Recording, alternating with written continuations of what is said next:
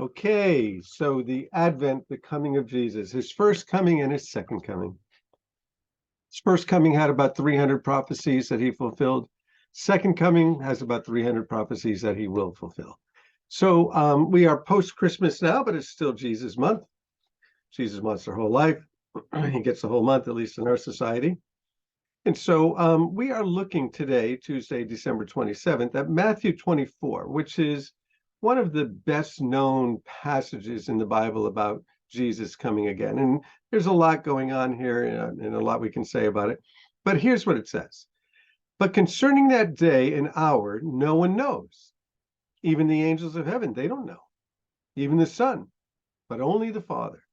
Therefore, you also must be ready, for the Son of Man is coming at an hour that you do not expect.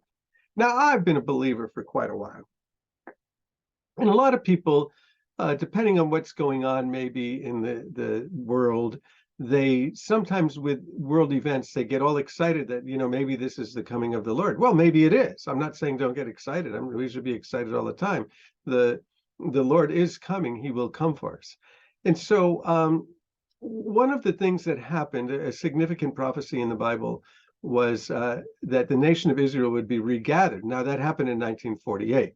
And Jesus talks about this generation. So some people said, well, the generation is 40 years, so 1948, that would bring us to 1988. Now I'm starting to date myself as a Christian, how long I've been a Christian.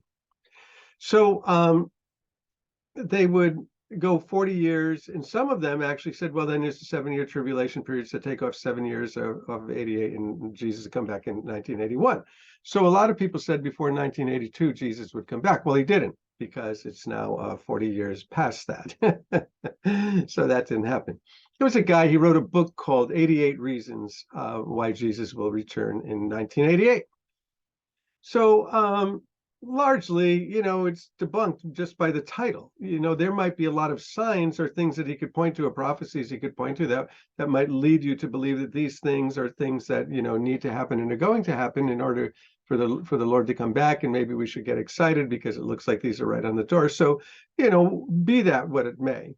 I thought, well, that's just a ridiculous title. The title itself disqualifies itself because it says no man knows the day or the hour. Well, he didn't say the day in 1988, and certainly he didn't say the hour, but he said 1988. And so I remember thinking how dumb that was. And then I remember thinking, so if everybody is saying that's not when he's going to come back, maybe that's when he's going to come back. We just don't know. We just don't know. So I'm going to read this passage in sort of in its context, because it goes from 36 to 44. Jesus says, but about that day and hour, no one knows, not even the angels in heaven, nor the Son, but only the Father. As it was in the days of Noah, so will be at the coming of the Son of Man. What will it be like? Well, in the days before the flood, people were eating and drinking, marrying, giving in marriage up until the day Noah entered the ark. So a lot of partying going on, a lot of celebration going on, a lot of, eating food and drinking drink and making money and making merry, and right up until the time. And they knew nothing about what was going to happen until the flood came and took them all away.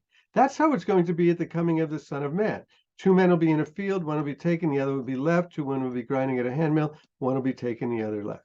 So then the other passage that we've included there in the devotional, therefore, my old pastors used to say, whenever there's a therefore, you need to find out what it's there for.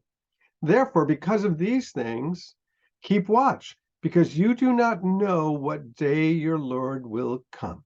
But understand this, if the owner of the house had known what time of night the thief was coming, he would have kept watch and would not have had his house broken into. So you must be ready, because the Son of Man will come at an hour when you don't expect. He will come. He will come. And, some people think, in the particular time that we're living in with the things that are going on, that all of these are portending that the Lord will come very, very soon. Peter tells us the reason that he hasn't come is because he's really waiting for another soul to be saved. Maybe it's the person who's your project, the person who you're, maybe you can lead to Christ, the relative you're praying for, the friend that you wish would come to Christ. Maybe that'd be the very last one. Other people, my old pastor used to say that you need to live each day as though Jesus were coming tonight, but plan as though he never will.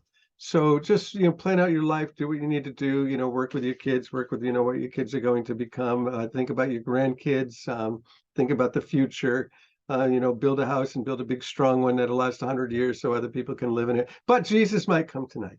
So we don't know the day of the hour. Could be a day, could be 100 years. I don't think it'll be 1,000 years, but who knows when the Lord is coming back. Hey, bless you guys. Let's be ever diligent in every single day, be expecting that maybe this is the day the Lord comes for his church. Hey, bless you. You're loved, you are loved, you are loved.